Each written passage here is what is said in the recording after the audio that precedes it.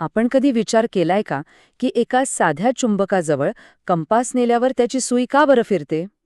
आणि गंमत म्हणजे चुंबक असं का वागतं जसं काही त्याच्या आतून कोणता तरी अदृश्य करंट वाहतोय?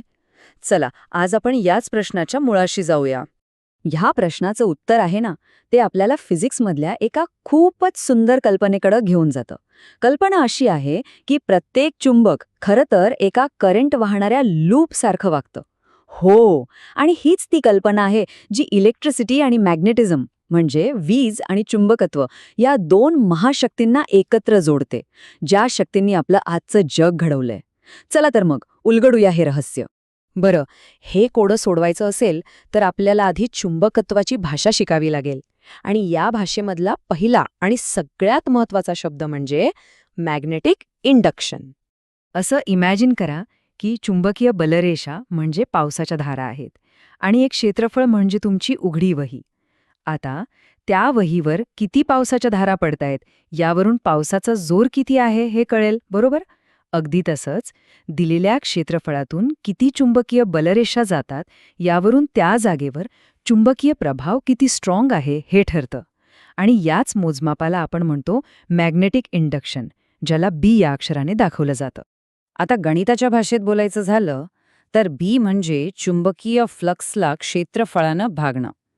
याचा एसआय युनिट आहे टेस्ला. एकदम सरळ हिशोब आहे. बीची व्हॅल्यू जेवढी जास्त तेवढं मॅग्नेटिक फील्ड जास्त पॉवरफुल.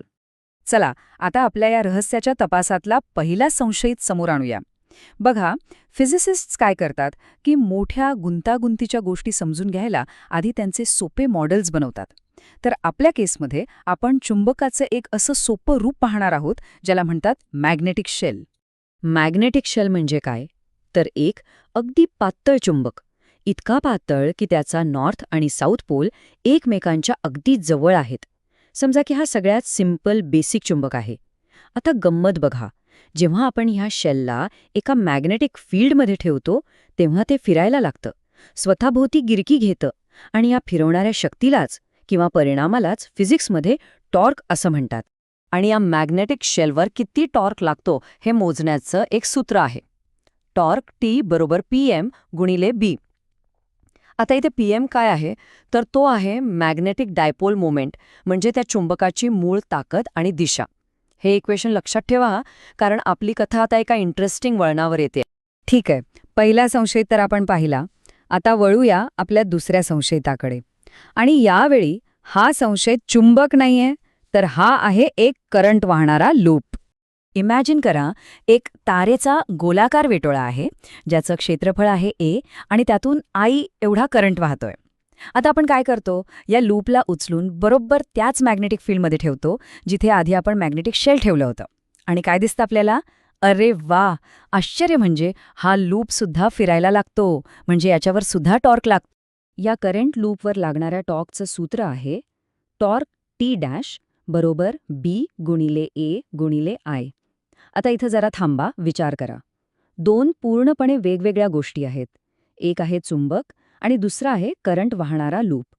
पण तरीही मॅग्नेटिक फील्डमध्ये ठेवल्यावर दोघेही अगदी सारखे वागतायत, दोघेही फिरतायत. तर आता आपल्याकडे दोन संशयित आहेत, मॅग्नेटिक शेल आणि करंट लूप. आणि पुरावा काय आहेत? तर पुरावा हा आहे की दोघेही मॅग्नेटिक फील्डमध्ये ठेवल्यावर फिरतात, म्हणजे दोघांवरही टॉर्क लागतो. यांचं वागणं इतकं सारखं आहे की यांच्यात नक्कीच काहीतरी खोलवरचं नातं असणार. आणि आता वेळ आली आहे त्या मोठ्या रहस्यावरून पडदा उचलण्याची. बघा, फिजिक्सचा एक साधा नियम आहे. जर दोन वेगवेगळ्या गोष्टी एकाच परिस्थितीत अगदी सारख्या वागत असतील तर त्यांच्या मागे असणारं कारणसुद्धा सारखंच असलं पाहिजे, त्यांच्यात काहीतरी कॉमन असणारच. लॉजिक एकदम सिंपल आहे. जर दोघांचं वागणं सारखं आहे तर त्यांच्यावर लागणारा टॉर्कसुद्धा सारखाच असणार. म्हणजे आपण त्या दोन्ही टॉर्कची समीकरणं एकमेकांसमोर ठेवू शकतो, बरोबर? म्हणजे पीएम गुणिले बी बरोबर बी गुणिले ए गुणिले आय. आता बघा काय जादू होते, दोन्ही बाजूंना बी असल्यामुळे तो कॅन्सल होतो. आणि आपल्याला काय मिळतं? आपल्याला मिळतं एक जबरदस्त समीकरण, पीएम बरोबर ए गुणिले आय. हे समीकरण काय सांगते? हे सांगते की एका चुंबकाची ताकद म्हणजे पीएम ही करंट म्हणजे आय आणि त्याच्या लूपच्या क्षेत्रफळाच्या म्हणजे ए गुणाकाराइतकी असते. याहून सोप्या शब्दात सांगायचं तर चुंबक म्हणजे दुसरं तिसरं काही नसून करंट वाहणारा एक लूपच आहे. हेच ते रहस्य होतं. आणि हो, या मॅग्नेटिक डायपोल मोमेंटची दिशा कशी ठरवायची? त्यासाठी आहे आपला राईट हँड थंब रूल.